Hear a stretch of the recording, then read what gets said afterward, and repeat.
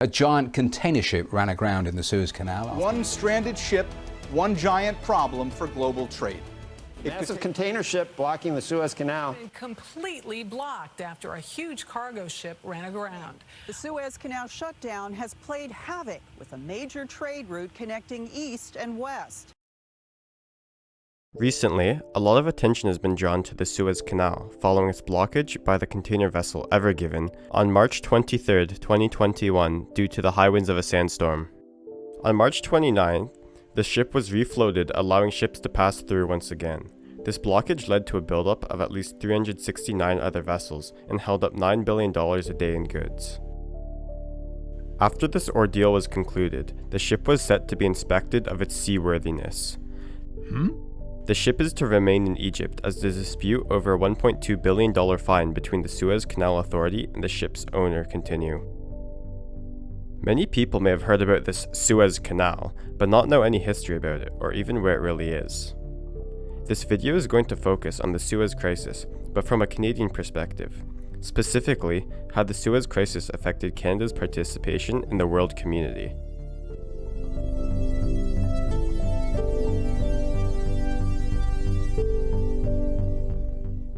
Canada was originally inhabited by Indigenous peoples. In the late 15th century, English and French explorers discovered the land. In 1534, the colony of New France was claimed. Settlements began being built in 1608.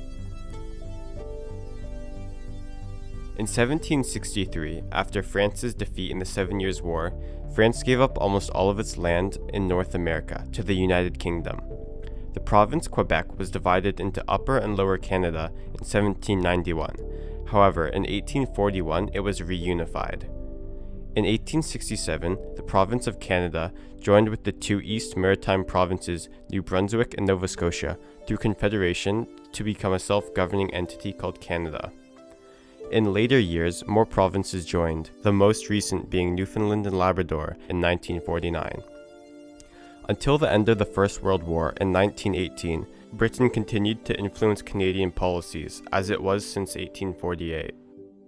In the Constitution Act of April 17, 1982, also called the Canada Act, Canada was proclaimed fully independent from the United Kingdom by Queen Elizabeth II.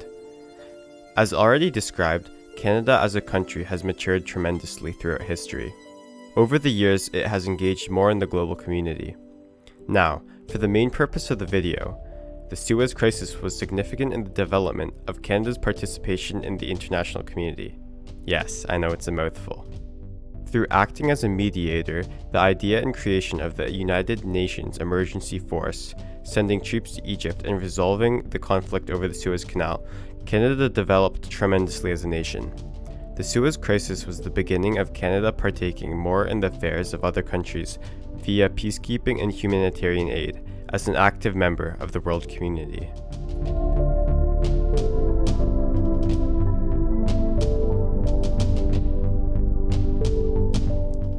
The Suez Canal is a man-made waterway that passes through Egypt, connecting the Red Sea to the Mediterranean Sea.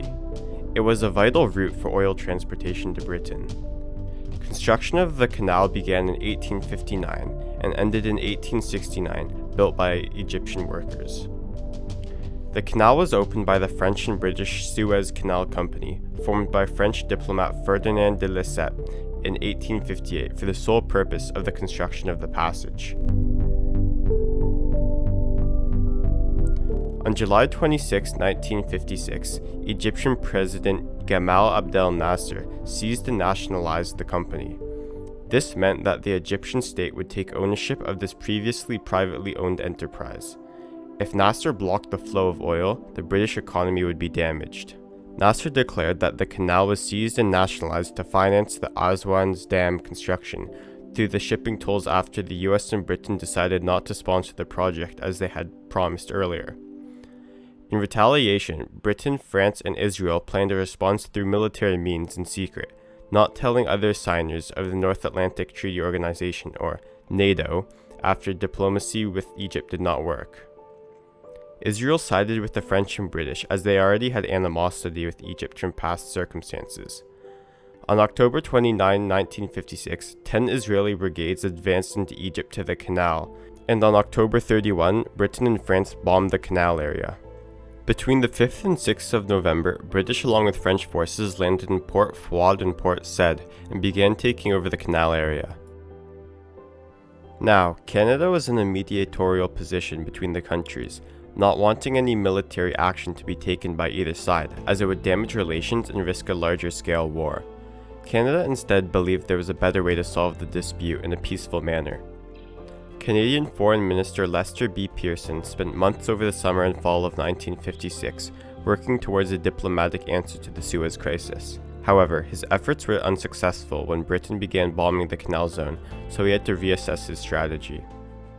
Canada being a mediator is noteworthy because Canada used to be part of the British Empire and had no control over foreign affairs. Britain dealt with all international affairs on behalf of Canada, signing policies and such for Canada. Canada had to listen to what Britain declared since it was under its rule. Now, however, Canada is independently mediating a quarrel between powerful nations, including Britain, who used to own and control Canada. Secondly, other than the World Wars, Canada did not get involved with many foreign problems in the past. The idea of peacekeeping and humanitarian aid was a new idea for the country. This shows great development in Canada's participation in the world community through the intervention in the strife of world affairs that in the past would not have concerned them. Rather than sitting out, Canada would begin to get involved with other countries and become more concerned with international affairs. Canada, with the innovation of Lester B. Pearson, was able to conceive the first large-scale peacekeeping force. By the means of this unit, the truce was enforced and the area surrounding the canal was rebuilt after the bombing. Canada sent its own troops to help, showing its commitment to helping other nations. Pearson, with the help of his colleagues at the United Nations, or the UN, came up with an idea of a large, more armored peacekeeping force. Pearson suggested the creation of the United Nations Emergency Force, or the UNEF, in order to enforce the truce along the border of Israel and Egypt to promote lasting peace rather than a short-lived ceasefire that would eventually fail, resuming violence between the adversaries. Pearson's plan was passed on November 4th, and the ceasefire was arranged on November 6th. British, French, and Israeli forces withdrew from Egypt, and the UN peacekeeping forces entered the area. Canada sent its first troops to Egypt on November 24, 1956, and later more reconnaissance, support, and administrative personnel were sent. More than 1,100 Canadian military staff were in Egypt by January 1957. UNEF troops helped clear up the wreckage in the canal, move supplies for rebuilding, supervise the withdrawal of the British, French, and Israeli forces, as well as enforce the ending of aggression. The presence of a third-party force helped police the truce between the two sides, as well as rebuild the surrounding area which had recently been bombed. It was a way to promote and enforce the lasting peace. The creation of the UNEF is very important, as it was the first modern peacekeeping force and was Canada's idea. It led to Canada becoming more involved with other countries by the medium of peacekeeping such as in Vietnam, the Balkans, Somalia, and Rwanda. As a result of Pearson's bright planning, the conflict was resolved as British, French, and Israeli forces were able to withdraw without seeming as they were defeated. UNEF personnel were able to help rebuild and monitor the truce in the Canal Zone and along the Egypt-Israel border.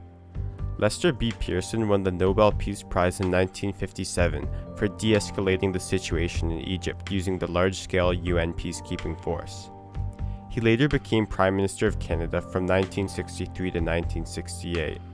For decades after, Canada was known for its peacekeeping. More than 125,000 Canadians have served in peacekeeping efforts. The Suez Canal was reopened on March 29, 1957, controlled by the Egyptian Suez Canal Authority. UNEF personnel withdrew from the area from May to June 1967 by request of the Egyptian government. Thus, the conflict was resolved, and Canada contributed greatly to the solution. It is important to realize that if the solution to the crisis had failed, all of Canada's efforts would have been in vain. Without the success of Pearson's solution, Canada would not have been regarded as an influential peacekeeping nation, and therefore its role in the global community would not have developed. It was because of the success in the Suez Crisis that Canada was regarded as a talented peacekeeping and humanitarian country. The events that followed were sprouted from Canada's accomplishments in the Suez Crisis.